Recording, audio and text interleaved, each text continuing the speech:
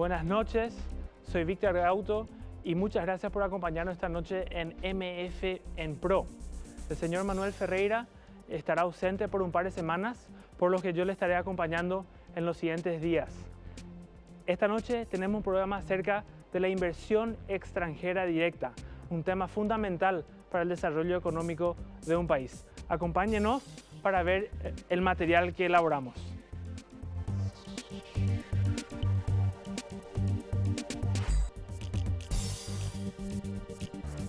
La política de promoción de inversiones dentro de un país se constituye por un conjunto de acciones, normas, instrumentos de apoyo e instituciones que regulan, orientan y promueven la inversión.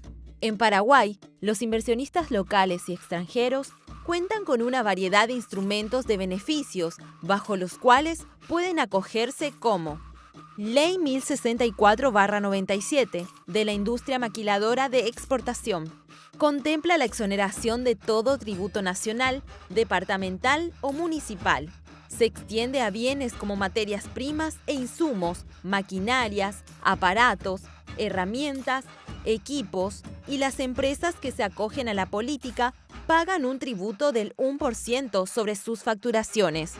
Ley 60/90 de régimen de incentivos fiscales para la inversión de capital de origen nacional y extranjero. Brinda exoneraciones tributarias y municipales que gravan la constitución de las empresas, así como los gravámenes aduaneros sobre importaciones de bienes de capital, materias primas e insumos. Los beneficios también se aplican a los tributos que gravan las remesas y pagos al exterior en concepto de interés, comisiones y capital por la financiación proveniente del extranjero.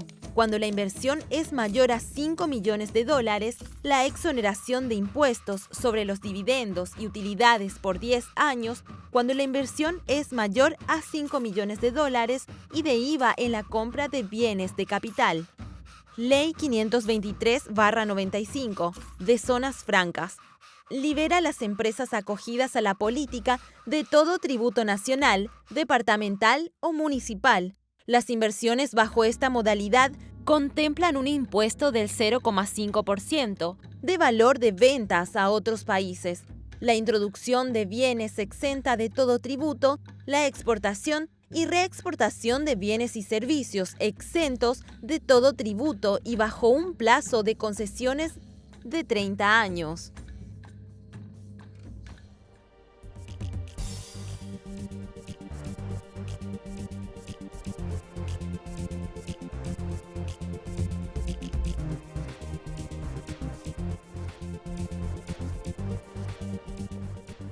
La inversión extranjera directa es un aspecto fundamental para el desarrollo económico de un país, tanto por lo que contribuye en términos de valor agregado y lo que contribuye en términos de generación de empleo. Pero, ¿qué es la inversión extranjera directa? Fijémonos que existen varios componentes a la inversión. Uno de ellos es el aporte de capital de no residentes o los flujos de capital desde el extranjero al país. También otro aspecto que forma parte de la inversión extranjera son las ganancias que se reinvierten en un país. Cuando hay una empresa extranjera funcionando dentro de una economía, esta genera ganancias que se reinvierten, forman parte de la inversión extranjera directa también. Y por último, los préstamos dentro de una misma empresa con la casa matriz en el extranjero y la economía nacional también forman parte de esto y se toma como flujos netos de capitales. Por lo tanto, la inversión extranjera directa neta representa la diferencia entre el ingreso de capital y la salida de capital de una economía. Pero ¿cuáles son los factores que determinan o qué se identifica en la literatura económica como aspectos que realmente forman parte de lo que atrae a los inversionistas a un país? Un tema fundamental es el tamaño de mercado. No hay otro ingrediente que tenga mayor impacto sobre la atracción de inversión como el tamaño. Es por eso que países como Brasil y México se destacan en Latinoamérica como aquellos que reciben mayores flujos de inversión extranjera directa entre todos los países. Otro tema fundamental son las instituciones y la calidad de las regulaciones que existen dentro de la economía. Esos dos componentes comúnmente forman parte de lo que es el clima de inversión de un país. Y cuando mejor es el clima de inversión, más posibilidades hay de que inversionistas en el resto del mundo vengan a determinada economía e inviertan en ese país. También se destacan los costos de producción, en particular los costos laborales. A lo largo de la historia, en muchos países han recibido inversión extranjera directa por los costos laborales y salariales relativamente bajos a los del país matriz de una empresa. Y por último, la infraestructura también es un aspecto fundamental, porque cuanto más desarrollada está la infraestructura de un país, menores son los costos de comunicación y de transporte para la empresa o de conexión a la energía. Por lo tanto, eso también es un tema determinante para atraer inversión, y dentro de todo esto, el contexto global de atracción de inversión es la estabilidad. Que haya estabilidad política y también que haya estabilidad macroeconómica son temas que colaboran a que haya más inversión en el país. Cuando hablamos de estabilidad macroeconómica, estamos hablando de estabilidad en nivel de precios, que no haya mucha inflación, porque eso contribuye a que se pueda planificar a un mediano y largo plazo para los inversionistas. Entonces, ¿cuáles han sido las tendencias mundiales en los flujos internacionales de inversión extranjera directa? Se destacan tres componentes de las tendencias mundiales. La primera es un cambio en el nivel de precios de las materias primas. Cuando hablamos de materias primas, estamos hablando del precio del petróleo, del precio de los metales como el aluminio y el cobre, y también estamos hablando de los productos agrícolas como la soja. Estos tuvieron un punto alto en su valoración entre el 2012 y el 2013, que fueron los años que mayores flujos de inversión extranjera directa llegaron a los países de Latinoamérica. A partir de 2014, cuando los precios de estos productos empezaron a reducirse, ya los incentivos para invertir en los países de Latinoamérica se redujeron. Otros aspectos que están afectando también la tendencia de inversión extranjera directa son las políticas nacionalistas y una preferencia, digamos, en contra de la globalización. Con la elección del presidente Donald Trump y el Brexit en Inglaterra, los procesos de integración comercial se frenaron, y eso no motiva que haya mayor inversión en las economías en desarrollo o las economías emergentes. Y por último, un aspecto que está afectando muchísimo los flujos de inversión extranjera directa es la importancia de la tecnología. Estamos hablando de una época de la cuarta revolución industrial, y los países que tienen mayores capacidades para desarrollar tecnología son generalmente los países desarrollados y avanzados, por lo que la competencia por los flujos internacionales de capital ya se están direccionando con mayor impulso hacia las economías desarrolladas. En términos de las economías de la región, vemos que ciertos países siguen los patrones que veníamos diciendo de las tendencias mundiales. Principalmente países como Argentina, Brasil, Chile, Colombia y Paraguay, todos tuvieron momentos altos de inversión extranjera directa alrededor del 2011 y 2012, y luego hemos visto un patrón hacia la baja entre el 2014 y el 2015. En nuestro gráfico se destacan los niveles de Colombia, que a pesar de la reducción en los precios de las materias primas, pudo mantener un nivel de inversión extranjera muy alto entre el 2011 y el 2014, principalmente por la inversión en el sector de recursos naturales como el petróleo, y también tuvieron un aumento importante en el 2016. Colombia es uno de los países que tuvo mayor inversión en 2016 en relación al 2015, comparado con otros países de la región. La evolución del flujo de inversión extranjera en Paraguay ha seguido los patrones mundiales que mencionábamos recientemente.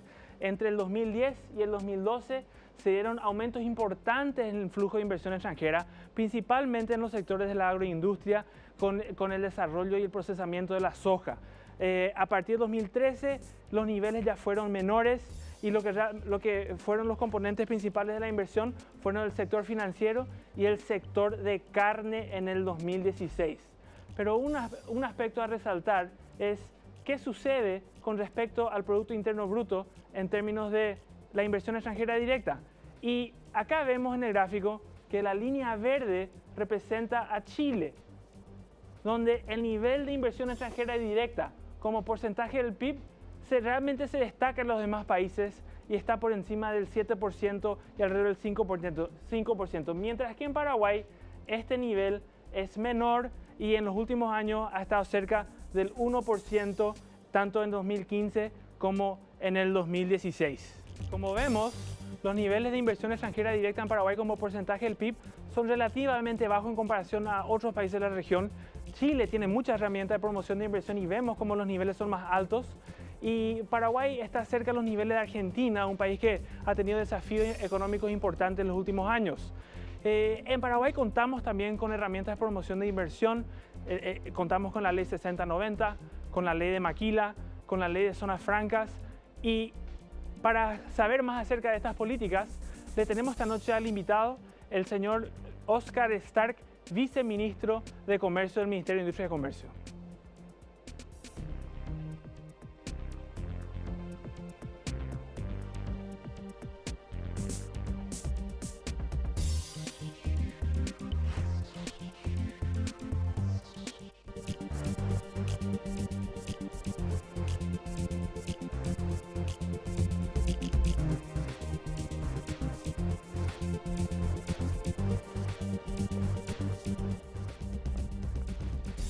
Estamos en compañía del viceministro de Comercio, el señor Oscar Stark, y que viene para hablarnos del tema del momento, de las inversiones y qué políticas tenemos para atraer inversiones al país. Buenas noches, señor viceministro. Buenas noches a la audiencia. Muchísimas gracias por la oportunidad. Un placer estar acá. Excelente. Lo que quisiéramos enfocar acerca de las inversiones es ¿qué son los temas o los aspectos puntuales que a los inversionistas les podría interesar del Paraguay para que se acerquen y realicen su proyecto de inversión en el país? El Paraguay es realmente muy atractivo para algunos sectores económicos y que normalmente piensan en la región, digamos, ¿verdad? O sea, Paraguay es atractivo principalmente para la región por el acceso que tenemos al mercado del Mercosur y también para la Unión Europea y los Estados Unidos por el acceso que tenemos a través del sistema generalizado de preferencias en el caso de Estados Unidos y el SGP Plus en el caso de la Unión Europea, ¿verdad? O sea, lo que está claro para nosotros es que nosotros solamente vamos a poder desarrollarnos hacia afuera, ¿verdad? Atrayendo inversiones desde afuera, porque con las inversiones vamos a poder crecer y la gente que viene a invertir o el inversionista que viene a hacerlo en Paraguay está también pensando en exportar, porque somos un mercado chico, un país chico de hecho, y solamente vamos a poder crecer si conseguimos aumentar nuestras aportaciones. O sea, el enfoque no sería nuestra propia economía entonces para el inversionista. Principalmente no, principalmente el enfoque es el mercado externo, principalmente el del Mercosur y los mercados a los que nosotros tenemos acceso con preferencia que son la Unión Europea y Estados Unidos. ¿Y cuáles son las principales herramientas con que cuenta el Estado para promocionar la inversión en el país? La principal herramienta es el dar a conocer nuestro país. O sea, Paraguay tiene algunas características estructurales que lo hacen muy atractivo para cierto tipo de inversiones. Nosotros probablemente tengamos tres ventajas comparativas con relación a otros países de la región. Por un lado, el tema de mano de obra. Paraguay es un país con una población joven. Eso hace que unos 80, 100 mil jóvenes se incorporen al mercado laboral todos los años y que sea una mano de obra muy buena para cierto tipo de empresas industriales sobre todo. Entonces, las empresas que requieren mucha mano de obra, que son mano de obra intensiva, tienen una ventaja comparativa en invertir acá en Paraguay justamente por eso. O sea, tenemos mano de obra disponible y los costos de esa mano de obra también son muy competitivos. No por el salario, porque en términos de salario, en el salario mínimo estamos bastante iguales que los países de la región, pero en los costos adicionales al salario nosotros estamos mucho mejor. O sea, en el caso de Paraguay, incluyendo todos los costos para un trabajador, vacaciones, aguinaldo, provisiones para indemnizaciones, se podría considerar un entre 35 y 37% más del salario. O sea, por cada $100 que uno le paga a un trabajador, tiene que prever otros $37. En el caso de Brasil, ese número es 115, 120. O sea, los costos laborales adicionales al salario son tres veces más altos en el caso de Brasil. Y eso hace que seamos nosotros muy competitivos para empresas que requieren mucha mano de obra. Y dentro del contexto, ¿qué nos puede decir acerca de los incentivos fiscales? Escuchamos muchísimo hablar de la ley de la maquila, otra ley muy antigua, la ley 6090. También está también las zonas francas, que también son un foco especial de inversión, parecería ser.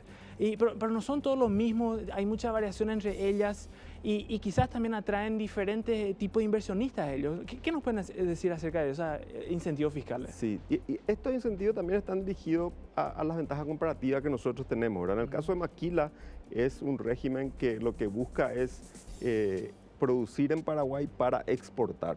O sea, de todo lo que se produce, solamente el 10% de lo que se exportó el año pasado puede introducirse en el mercado nacional bajo el régimen de maquila puro, se llama, ¿verdad? Eso hace que muchas industrias que buscan exportar lo hacen a través del régimen de maquila, porque es un régimen muy atractivo en términos de simplicidad para los trámites de importación y exportación y en términos de impuestos, ¿verdad? O sea, solamente se paga un impuesto único del 1% sobre la facturación, ¿verdad? Que sustituiría el impuesto a la renta. Entonces, en el caso de empresas que requieren mucha mano de obra y que tienen un margen relativamente bajo, les conviene muchísimo hacerlo a través del régimen de maquila. ¿Funciona en otro régimen tributario entonces? Sí, funciona en otro régimen tributario. Y la ley 6090 es un régimen que busca aumentar la maquinaria, digamos, Paraguay, o sea, el capital productivo de Paraguay. Entonces, lo que permite es importar maquinarias y equipos sin pagar aranceles, y pueden ser nuevos o usados, ¿verdad? Eso también es interesante, porque alguna empresa que dejó de producir en Brasil puede mudar su fábrica acá en Paraguay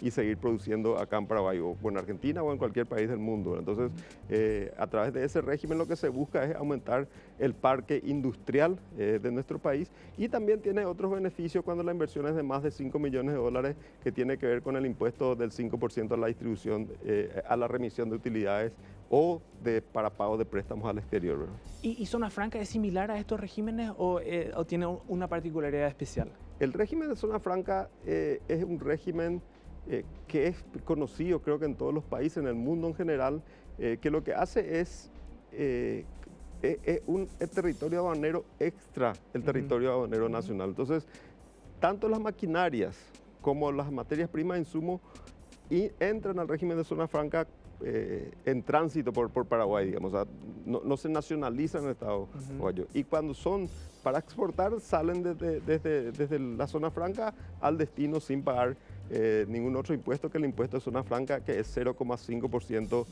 de la facturación, ¿verdad?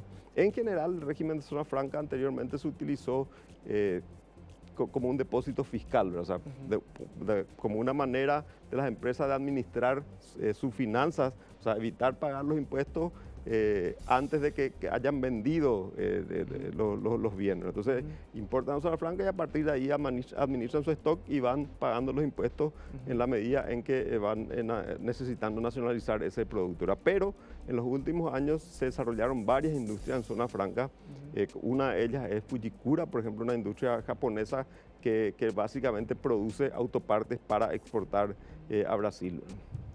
Y si nos puede decir acerca de la valoración en términos del volumen de inversión de las tres políticas que acabamos de revisar, ¿cuál le parecería o cuál nos dice que tiene un mayor volumen de inversión, o si hay alguna otra política que no estamos mencionando que también tiene un volumen importante? Los dos regímenes de incentivo de inversión más importantes son el de maquila y el de la ley 6090, ¿verdad? El régimen de Zona Franca es un régimen que también atrajo inversiones, pero entre los dos creo que concentran gran parte de la inversión que se realizó en Paraguay en los últimos años, ¿verdad? En el caso de maquila, tanto la producción como la exportación se incrementó en este año en 38% hasta julio de este año, por ejemplo. O sea, tiene un crecimiento muy importante, ¿verdad? Si consideramos que la economía está creciendo en 4,5, 5% en los últimos 4 o 5 años. En el caso del régimen 60-90, si miramos los últimos 4 años y comparamos con los 4 años anteriores, aumentó en 22% la inversión a través de ese régimen. Y la inversión extranjera aumentó 44% en el régimen de la ley 60-90. Entonces, es importante ver, pero si vemos los 4 años, el total de la inversión es 50% nacional y 50% extranjera. Nosotros nos acercamos con algunos de los actores que están funcionando bajo estos regímenes y le entrevistamos. Así que acompáñenos para ver el material de qué nos dicen las personas que trabajan en estos regímenes fiscales.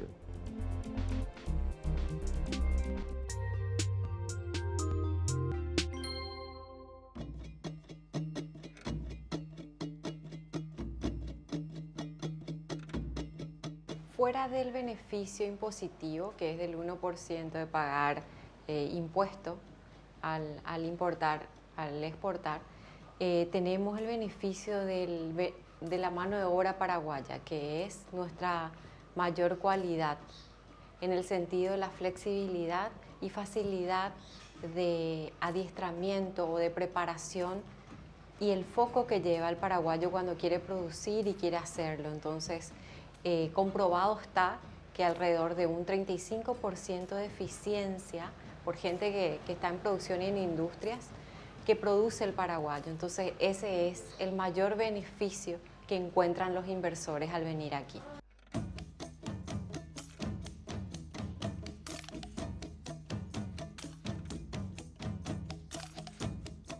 Bueno, en Paraguay tenemos varios beneficios, digamos, con la importación de tanto productos como maquinarias, como materias primas. Dentro de lo que es el Mercosur, obviamente, no pagamos ni un arancel para importar cualquier tipo de productos desde los países del Mercosur, pero generalmente para industrias tecnológicas y complejas como la nuestra, en lo que es galletitas, no se encuentra en Brasil la tecnología que hay en países como en Italia, ¿verdad? Si es que no existiese la ley 6090, una máquina que yo importo desde Italia, que cuesta ponerle 5 millones de dólares la línea completa, voy a tener que pagar un arancel de extrazona del Mercosur, que es, no sé, un 18, un 22% más o menos sobre esa máquina. Lo que te hace la ley 6090 es te exonera ese arancel de extrazona como para que vos puedas tener un beneficio adicional de la importación de tecnología de afuera. Entonces, en realidad, lo que a mí me hace es me ahorra ese 18 o 22% y de esa forma yo opto por comprar la tecnología italiana, que el resultado final de eso va a ser un producto de mucho mejor calidad, una calidad constante, digamos, versus comprar una máquina brasilera que en tecnología para este tipo de segmento por lo menos está mucho más atrasado de lo que estamos en Europa.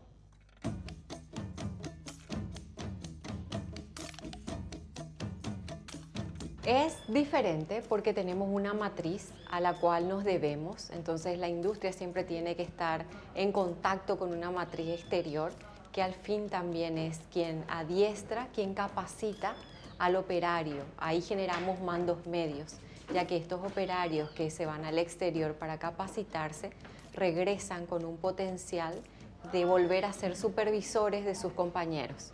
Entonces es una generación de mandos medios.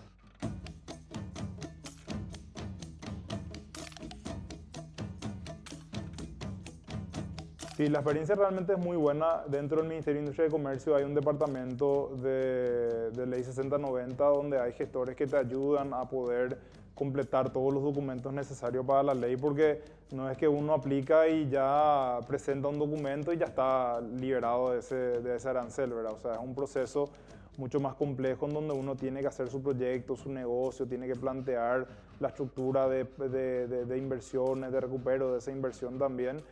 Y bueno, ahí en el MIC hay unos gestores que te ayudan a poder completar todo ese toda esa documentación como para poder hacer la compra bajo el régimen de 6090 mucho más fácil, ¿verdad?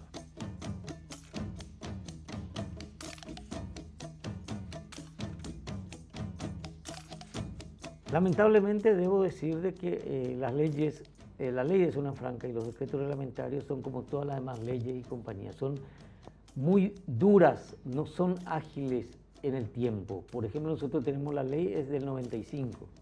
En aquel entonces no existían call centers, no teníamos idea de internet, no teníamos ninguna de esas ideas y por lo tanto tenemos ese inconveniente de agilizar ese tipo de gestiones. La ley 523 de Zona Franca establece que cualquier servicio que no estén en la ley del 95 tendrá que solicitarse al Poder Ejecutivo. Hoy día hay servicios que no están en la ley, contemplada en la ley, y solicitar al Ejecutivo ya es un proceso muy largo.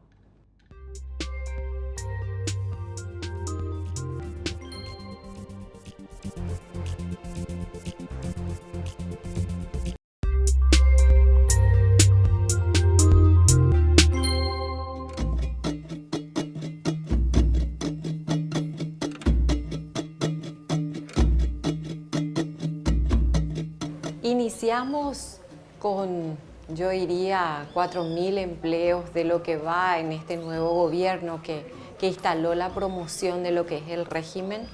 Actualmente casi 13.000 personas están trabajando de manera directa, sin contar de forma indirecta, que serían alrededor de 5.500, ya que se encuentran trabajos tercerizados que no están dentro del contrato laboral de cada una de estas maquiladoras.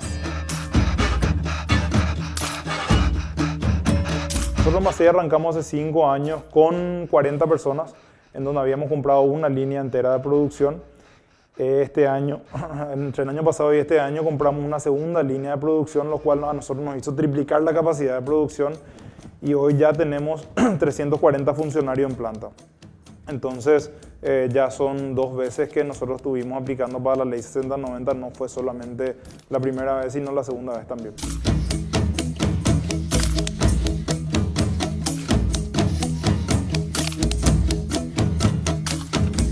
Dependiendo de las actividades, nosotros también ahí tenemos nuestra propia visión. Esto se inició en el 2002, en el 2007 vinimos a donde estamos, iniciamos en un lugar muy pequeño, hoy estamos en la 40 hectáreas a 11 kilómetros de la frontera. Tenemos industrias que en este momento, industria y comercio que en este momento generan 2.500 puestos de trabajo directos. Estamos hablando de puestos de trabajo directos, con todos los beneficios sociales y compañía que corresponde. Y un poquito porque también somos selectivos de quienes se pueden instalar con nosotros y quienes no pueden instalarse. Nosotros no podemos tener multinacionales de prestigio donde podría contagiarse alguna actividad con lo que se tiene, o por lo menos la fama del pasado de Ciudad del Este.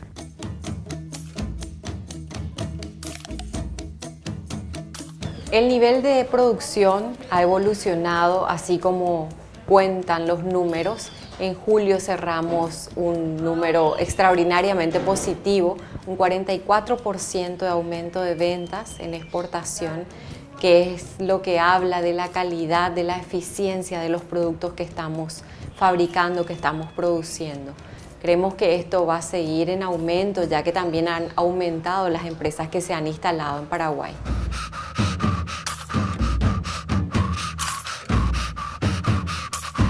Bueno, como había comentado anteriormente, estas máquinas italianas son súper confiables, funcionan así como el primer día. Dentro de 50 años tendrían que estar funcionando igual, ¿verdad? Yo fui a Italia a ver las máquinas y conocí industriales también que lo están manejando hace 50, 60 años y las máquinas están en perfectas condiciones, ¿verdad? Entonces para nosotros es muy importante la constancia, la calidad, y eso es lo que te brinda una máquina europea.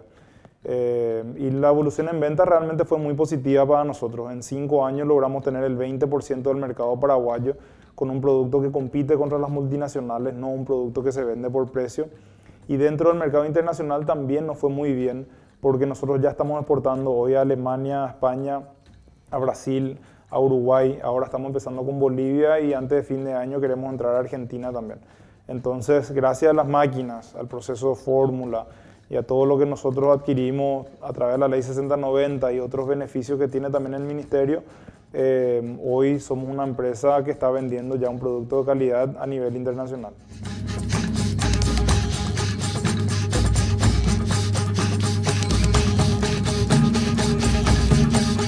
Del 2002 hasta los primeros 10 años fueron años muy pesados para nosotros. Es un régimen que no se entiende muy bien en todos los ámbitos. Y entonces nos dedicamos a enseñar, a mostrar qué es lo que pasa, no solamente en nuestro país, sino en otras partes del mundo. Hay que entender, Uruguay tiene 7 zonas francas de plena vigencia, Argentina está otorgando nuevas zonas francas, el caso de Colombia es un caso súper especial. Colombia tiene más de 100 zonas francas y cuando yo hablo de Colombia fue realmente la forma de que ellos enfrentaron la difícil situación que tenían, creando puestos de trabajo, incluyendo zona franca de servicio hospitalario, cosa que nosotros no tenemos, zona franca de turismo, en fin, el régimen ha apoyado muchísimo a salir adelante. En el caso nuestro, la sola mención de decir que en la zona franca no paga impuestos ya nos ven de otra manera. En realidad, internamente no pagan impuestos, reitero, pero para salir de ahí ya estamos en otras cosas. Hay que pagar y cumplir con todas las normas legales.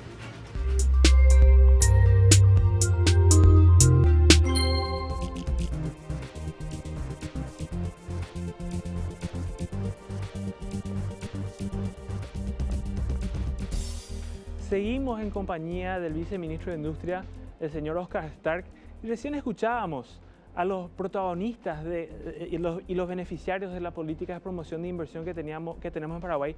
Y realmente vemos que es una herramienta a la cual muchos acuden y tratan de utilizar para tributar en el país. Yo creo que dos temas muy interesantes que resaltaron los industriales. Uno, el tema de que la ley 6090 le permite tener las maquinarias de última tecnología, ¿verdad? O sea, porque nosotros tenemos de hecho acceso a importar desde el Mercosur sin pagar aranceles, pero a través de la ley 6090, como decía el señor Riquelme, puede importar la mejor maquinaria italiana para utilizarla en Paraguay. Y eso es muy importante porque el objetivo de la ley es aumentar el parque industrial de Paraguay y al aumentar la capacidad industrial del parque industrial aumenta nuestra producción y nuestra productividad, que es lo más importante. O sea, la competitividad es fundamental para tener acceso a los mercados de afuera. Y lo otro que mencionaba el señor Césped, el tema de la zona franca, ¿verdad?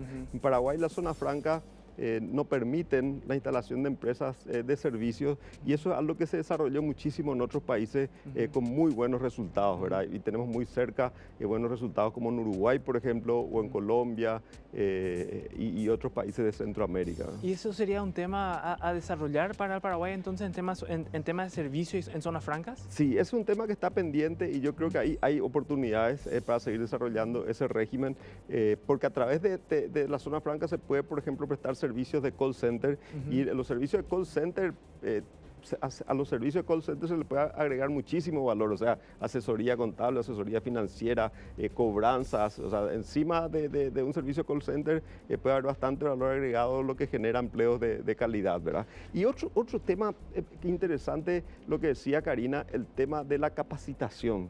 Yo creo que el régimen de Maquila trae muchísima capacitación, o sea, cuando ahora hay 13.000 personas, la mayoría de ellos jóvenes, trabajando en empresas de industria de exportación y todas esas empresas están aprendiendo a trabajar con una filosofía de empresas japonesas, alemanas, coreanas, de diversos países en donde y eso le va a servir para toda la vida, ¿verdad? O sea, yo creo que esa es una generación que se está formando de cierta manera y si bien los empleos generados en el régimen de Maquila son unos 7.000 de los 32.000 que se generaron en la industria en general, es un régimen que aporta especialmente el tema de capacitación. Creo que eso es importante para nuestro país, ¿verdad? Y acerca de ese aspecto que menciona, acerca de la capacitación, generalmente cuando hablamos de formación de capital humano, los números en Paraguay no son tan favorables en relación a otros países de la región.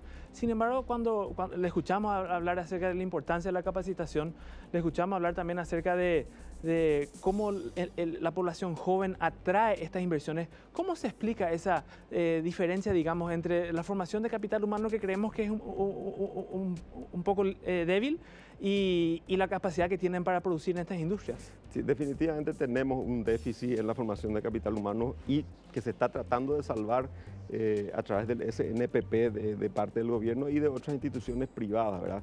Es algo que pasó en los últimos años con el SNPP, que se está focalizando los esfuerzos en proveer capacidad de trabajadores en los sectores que están requiriendo, ¿no? Entonces, en algunos casos, el SNPP trabajó conjuntamente con Fujikura, por ejemplo, o con Sumitomo para formar o para ayudarles a formar a esos trabajadores cuyos formadores se formaron afuera, ¿verdad? O sea, Fujikura envió a México, a Brasil, a algunos jóvenes para que aprendan el oficio y esos jóvenes vinieron a enseñar al resto de los trabajadores que trabajan en Fujikura, que son como 1000 ahora, por ejemplo, ¿verdad? Y en general en la industria automotriz ya son unos 5000. Pero el factor importante es que nosotros tenemos mano de obra joven a la que se le puede capacitar muy fácilmente. Nos contaban algunos industriales del sector de calzados, por ejemplo, que un trabajador paraguayo consigue estar al nivel de uno que ya tiene experiencia en 35 días. Y en Brasil ese número es 60. O sea, se fueron a formarse a Brasil, en 35 días estaban listos y en general en Brasil le toma 60 días para estar preparado. Entonces somos, como dicen normalmente en nuestras presentaciones, un país que tiene mano de obra fácilmente entrenable. No decimos lo que no es, que tenemos mano de obra entrenada, pero sí creemos que sí es real el hecho de que pueden ser fácilmente entrenados. Otro tema que nos gustaría escucharle, viceministro. Decíamos recién que en Paraguay la carga tributaria es relativamente baja. Los impuestos son relativamente menores en los países de la región y las cargas por contribuciones sociales también son relativamente competitivas. Así mismo. Entonces, el tema puntual que me gustaría saber un poco más, si no fuera por estos regímenes de promoción de inversión, ¿se darían igual las inversiones o no, ya que las cargas tributarias son bajas y son competitivas? Muchas inversiones se darían igual, Sí. otras no, ¿verdad? O sea, la inversión que apunta a exportar principalmente compite, digamos, con este tipo de regímenes que también hay en otros países. O sea, Sí. en Brasil tienen el régimen de zona franca, que tiene vigencia hasta el año 2073, por ejemplo, que les permite ingresar los productos al territorio brasileño sin pagar aranceles. A diferencia de nuestro régimen de zona franca, que para entrar al territorio nacional tiene que pagar aranceles. Entonces, la zona franca de Manaus se equipara de alguna manera al régimen de maquila o un combinado de régimen de maquila y ley 6090, porque una característica que nosotros tenemos acá en Paraguay es que podemos acumular los regímenes. O sea, uno puede usar el régimen de maquila para importar las materias primas e insumos y el régimen de zona franca para importar las maquinarias, ¿verdad? Entonces, en ese tipo de inversiones, nosotros competimos con regímenes similares en Brasil, en Argentina y en Uruguay, por ejemplo. Entonces, para atraer inversiones necesitamos necesariamente regímenes como estos. Ahora, otro tipo de inversiones y algunas de las inversiones que se realizan también a través de estos regímenes probablemente se van a hacer igual, porque en Paraguay tenemos menores costos laborales que no tienen, o sea, no hay ningún régimen que evita el pago de costos laborales. Tenemos energía eléctrica a precios súper competitivos y sobre todo disponible, sí, algo que no pasa en Brasil y Argentina, por ejemplo. Y tenemos otras características que nos hace atractivo como país para usar el régimen general, digamos, fiscal. Entonces, ¿habría una suerte de oportunidad para modernizar algunos de los regímenes si se pudiera identificar cuáles son los que realmente están haciendo un impacto y cuáles no? Sí, los que más impacto tienen son 60, 90 y maquila, ¿verdad? Hay otros regímenes que pueden ser utilizados también para el mercado interno, como el régimen de materias primas, que es muy utilizado por la industria que vende al mercado interno, por ejemplo, o el régimen de la política automotriz nacional, ¿verdad? Que es el régimen que utilizan las motos y los autos ahora para ensamblar. Ahora se están ensamblando unos 5.000 autos por año en Paraguay, entre camioncitos y autos, y unas 150.000, 160.000 motos, y eso también utilizan un régimen específico para el sector automotriz. Señor viceministro, le agradecemos muchísimo haber compartido con nosotros esta noche y seguimos viendo los materiales que hemos preparado con respecto a los programas de promoción de inversión que tenemos en Paraguay.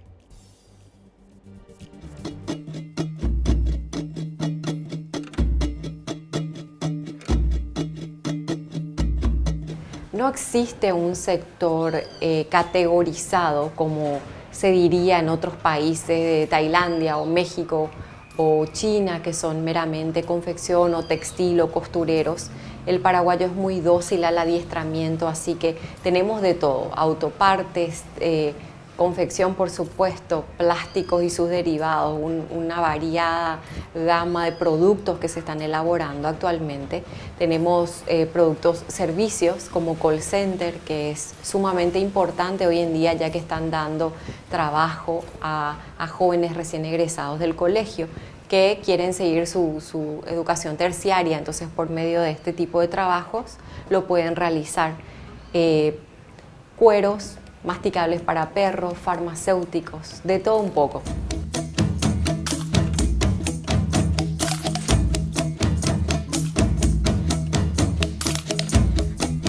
En todos los sectores. Realmente yo no puedo pensar en ningún sector donde, bueno, a ver, sector de servicios y eso obviamente no se necesita tanto porque no se importan maquinarias ni tecnología para eso, ¿verdad? Pero en lo que es industrial, en todo lo que es industrial se puede utilizar la ley 6090.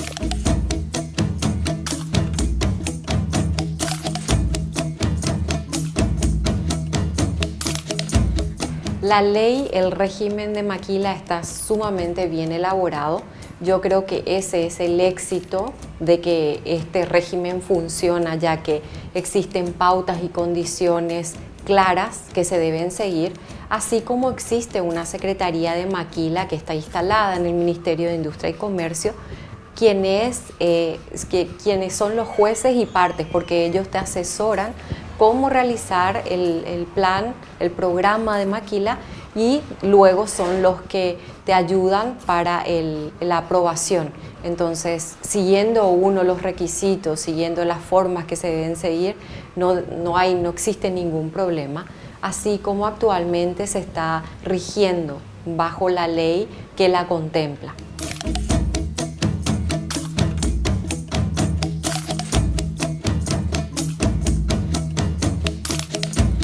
Bueno, para los industriales realmente lo que nosotros necesitamos es mucho tiempo para poder recuperar las inversiones, ¿verdad?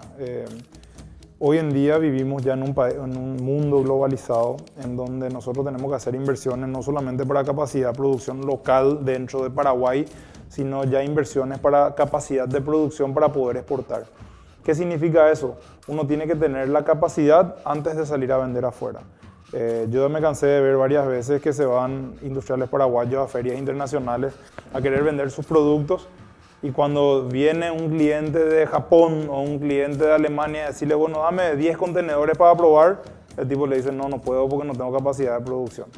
Entonces, para que ese industrial pueda animarse a invertir y a tener esa capacidad de producción para después salir a vender, se necesita mucho tiempo para poder pagar esa inversión. O sea, en vez de sacar un crédito en el banco de 5 años para poder pagar, hay que sacar un crédito a 20 años para poder pagar, y de esa forma nosotros vamos a poder comprar máquinas con más capacidad y después salir a vender nuestros productos. Dentro de la ley 6090, antes por ejemplo incluía también la parte de renta de la empresa, ¿verdad? O sea, 5 años la empresa no pagaba renta si es que entraba a través de la ley 6090. Entonces todos esos beneficios suman a que los industriales realmente quieran invertir, son incentivos para que en vez de invertir de a poquito, inviertan ya más grande por bloque, y bueno, mientras más incentivos pueda incluir esa ley, que pueda entrar desde la parte de financiamiento de la máquina o algún otro aporte adicional, siempre es beneficioso e interesante para acelerar un poco ese crecimiento con capacidad industrial que tenemos que tener para salir a vender afuera productos terminados.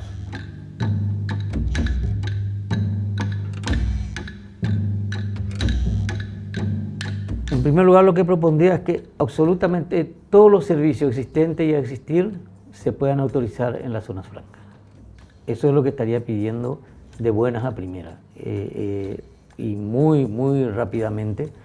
Mantener el sistema tributario que tienen las zonas francas y seguir modernizando, porque tenemos algunos temas que habría que modificarse y no corresponde a la ley de zona franca, corresponde a otras instituciones y compañías, ¿verdad?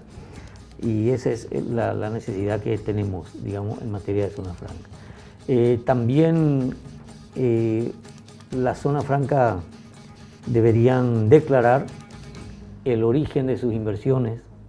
Nosotros tenemos el orgullo de decirlo, de que son empresas multinacionales, sabemos de dónde vienen, son muy conocidas a nivel mundial y por lo tanto, de ese punto de vista estamos más tranquilos.